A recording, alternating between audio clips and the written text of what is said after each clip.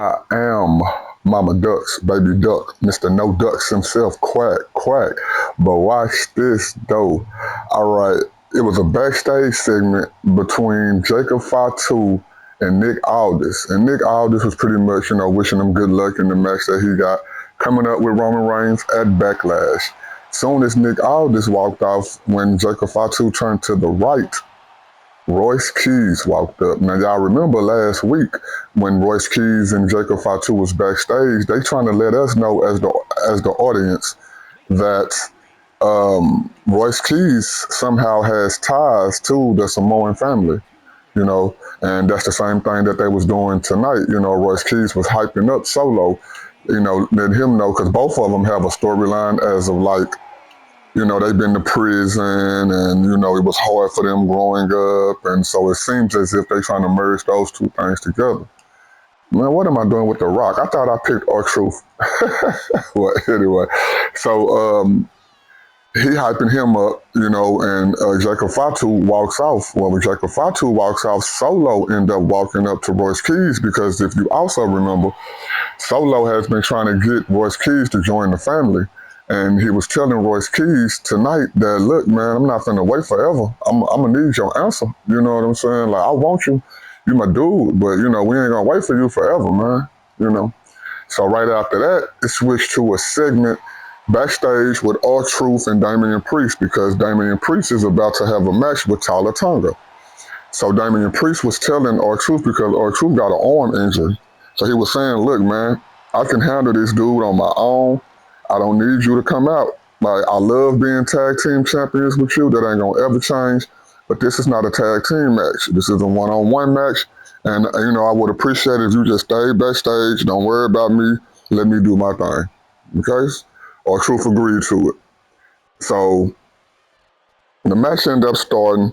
Every time Damian Priest would try to get some kind of offense, man, Solo would do something to him, to kind of get him distracted. He'd jump up on the apron, he would pull his leg or anything like that. So Damian Priest couldn't really get no momentum. And in the midst of him not being able to get no momentum, Talla Tonga was doing all the moves that he got.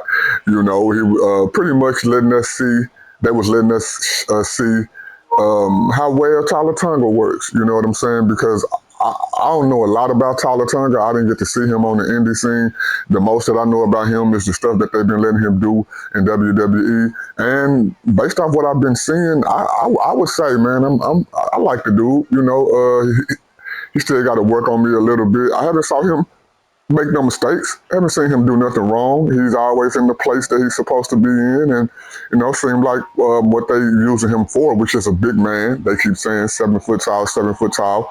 I think he doing his thing for the most part. For the most part, they can get him a little more shine. If he got it, he got it. You know what I'm saying? So anyway.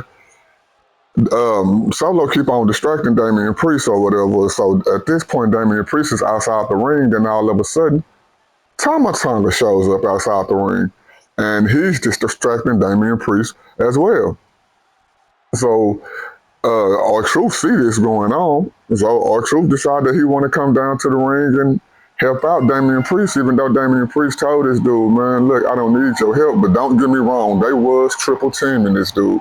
Every time the ref turned around, like I said, Damian just could not get no offense going at all, you know what I'm saying? Every time he tried, some kind of distraction will happen, man. So when R-Truth started trying to beat up Tama Tonga and Solo, they ended up beating him up. So Damian Priest had to get out the ring to go and try to help R-Truth. And with him helping R-Truth, he telling them at the same time, look, man, I told you don't come out here, man. I told you I didn't need your help.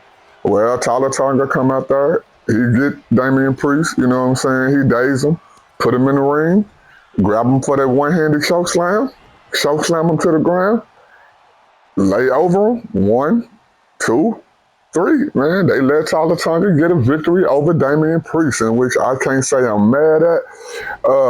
Nothing to really write home about, man, but if you into this storyline and you don't want to miss nothing, y'all know this Samoan storyline is about to be back the top storyline.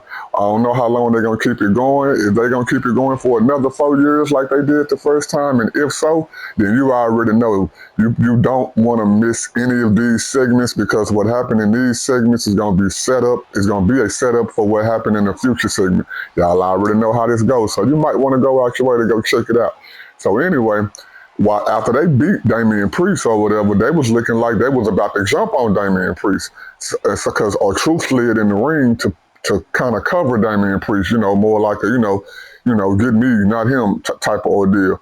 As they walking up behind our truth, who's trying to cover Damian Priest, all of a sudden, Royce Keys end up coming down the ramp.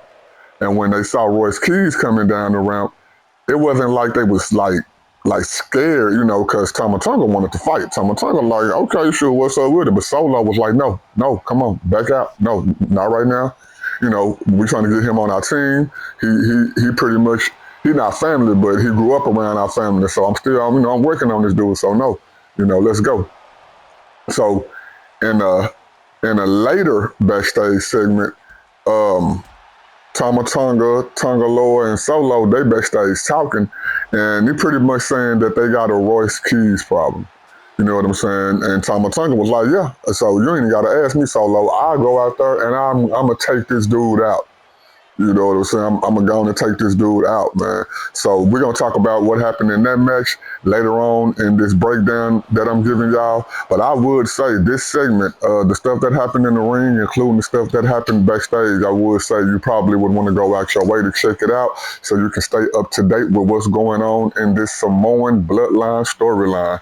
But watch this, though.